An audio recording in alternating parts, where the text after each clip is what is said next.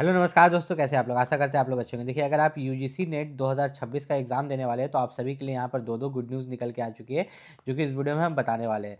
तो सबसे पहला यहाँ पर बात करें कि यूजीसी नेट का जो एग्ज़ाम है आपका 2026 में 2 बार होगा। एक बार जून में लिया जाएगा और एक बार दिसंबर में लिया जाएगा, जिसके लिए फॉर्म 1-2 महीना पहले भराया जाता है। ठीक है, अब इसका फॉर्म भराएगा ही, ठीक है, मार्च के लास्ट से, इसलिए मैं ये वीडियो आपके लिए बना रहा हूँ। तो यूजीसी नेट में सबसे पहली बात, आपको लगता था कि आपने पोस्ट ग्रेजुएट किया है, ठीक है, पीजी किया है या मास्टर्स डिग्री किया है तभी फॉर्म भर सकते हैं, लेकिन नहीं। अगर आपने ग्रेजुएशन पास है, अगर आप ग्रेजुएशन पास हो तो आप यूजीसी नेट का फॉर्म भर सकते हो। ठीक है, यूजीसी नेट का फॉर्म भर सकते हो। अब ये कैसे संभव है, तो देखिए मैं आपको बता देता हूँ। ग्रेजुएशन पास करने के बाद आप क्या करते हो, पीजी में एडमिशन लेते हो। बस पीजी में एडमिशन ले लो, ठीक है।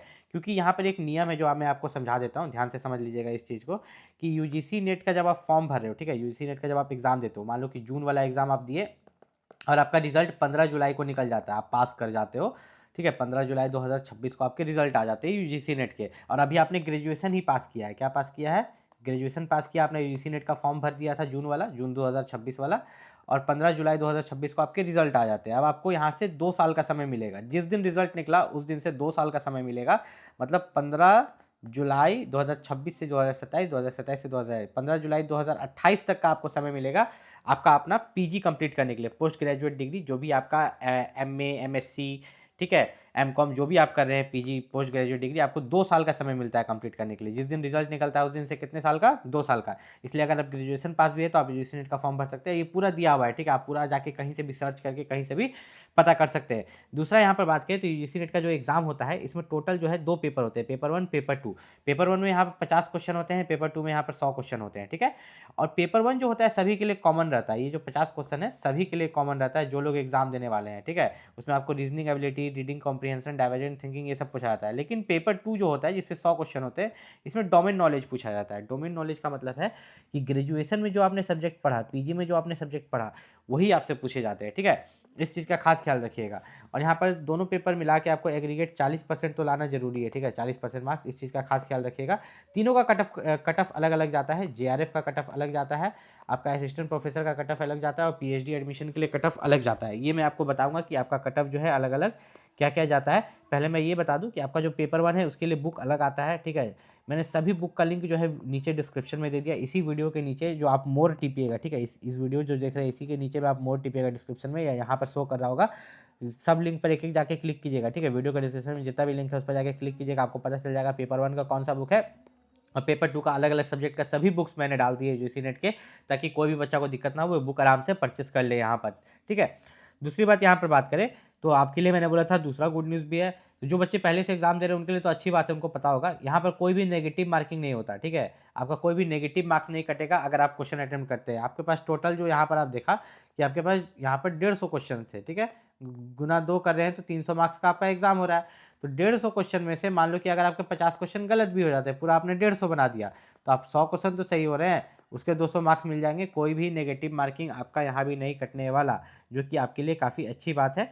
उसके बाद अगर हम लोग यहाँ पर बात करें तो बाद में तो आप पीजी कंप्लीट कीजिएगा, तो पीजी कितना परसेंट से कंप्लीट होना चाहिए? अगर आप जनरल या ईडब्ल्यूएस है तो 50% से पीजी कंप्लीट होना चाहिए। भले 2 साल का समय आपको दे रहा है रिजल्ट के बाद, लेकिन परसेंटेज तो उतना लाना होगा। जनरल और ईडब्ल्यूएस के लिए 55%, और बाकी रिजर्व्ड कैटेगरी के लिए ओबीसी, एनसीएल, एससी, एसटी के लिए 50% यहाँ पर जो है आपका रहना चाहिए पीजी में, ठीक है। यूजीसी नेट का रिजल्ट निकलने के बाद 2 साल का समय आपको यहाँ पर दिया जाता है, ठीक है। और यहाँ पर नीचे चले तो एज लिमिट के लिए कोई बच्चा पूछा था कि एज लिमिट क्या होता है, तो देखिए जो जेआरएफ यहाँ पर निकालना चाहते हैं उनके लिए एज लिमिट जो है 30 साल है, ठीक है। 30 साल से ऊपर उनका एज नहीं होना चाहिए। लेकिन अगर ये ओबीसी या एससी एसटी है तो और 5 साल का छूट मिलता है, मतलब 35 जोड़ लीजिए, ठीक है। जनरल ईडब्ल्यूएस के लिए 30 साल सिर्फ जेआरएफ के लिए। ऊपर से तो यहाँ पर असिस्टेंट प्रोफेसर के लिए कोई एज लिमिट नहीं है, आप 50 साल के हैं तो आप अप्लाई कर सकते हैं, और पीएचडी के लिए भी कोई एज लिमिट यहाँ पर नहीं है। अब यहाँ पर जो है मैं आपको ये बता दूंगा कि तीनों के लिए जो है अलग अलग कट ऑफ क्या जाता है। तो तीनों के लिए अलग अलग कट ऑफ क्या जाता है यहाँ पर आप देख सकते हैं। सबसे पहली बात मेनली अगर हम यहाँ पर बात करें तो यहाँ पर हम देखेंगे जेआरएफ, जूनियर रिसर्च फेलोशिप। तो आपका जो जेआरएफ है, ठीक है, तो जेआरएफ में हम क्या देख रहे हैं कि अलग अलग सब्जेक्ट, ऐसे हिस्ट्री का 270 गया है, तो असिस्टेंट प्रोफेसर के लिए 220 गया, पीएचडी एडमिशन के लिए 190 गया। उसी तरह ज्योग्राफी में अगर जूनियर रिसर्च फेलोशिप का 300 में से 250 गया है, तो असिस्टेंट प्रोफेसर का 200 और पीएचडी एडमिशन का 160, ठीक है। पेपर 1 पेपर 2 एग्रीगेट जो है 40%, इस चीज़ को आपको याद रखना है। कोई भी किसी भी तरह का डाउट है तो आपको यहाँ पर पूछ लेना है।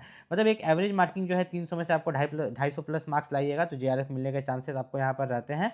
ठीक है, यूजीसी नेट 2026 के लिए जो सबसे बेस्ट बुक है उन सभी का लिंक मैंने इस वीडियो के डिस्क्रिप्शन में दे दिया, वहाँ से जाके आप परचेस कर सकते हैं। यूजीसी नेट में जो आपका जूनियर रिसर्च फेलोशिप होता है, असिस्टेंट प्रोफेसर रहता है और पीएचडी में एडमिशन, ये किस हिसाब से मिलता है? देखिए, अगर आपको जेआरएफ मिलता है जूनियर रिसर्च फेलोशिप, तो इसके लिए आपको सबसे ज़्यादा मार्क्स लाना पड़ता है। 300 मार्क्स का एग्जाम होता है।